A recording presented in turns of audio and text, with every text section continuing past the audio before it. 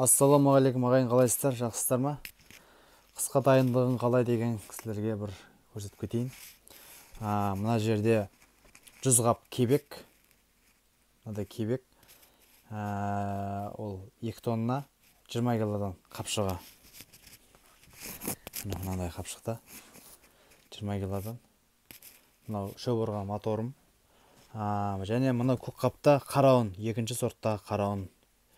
Яғни мынау 4 қап кебекке 1 қап қарауынды араластырып береміз, Құдай қаласа. Мына қысқа дайындық осылай. Тағы да бір 50-60 қаптай кебек алынады, Құдай қаласа.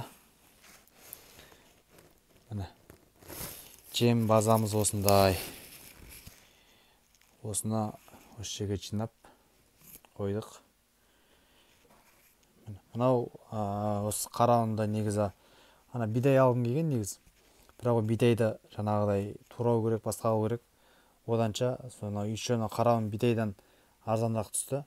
112 теңгеден.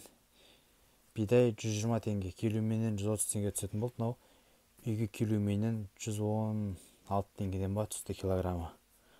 Міне кебек қабы үйге киломенен 2000 теңгеден, яғни 100 теңгеден болды кебек. Міне қысқа дайындық осылай. Ар жақтарында да бар. Жинап қойдым.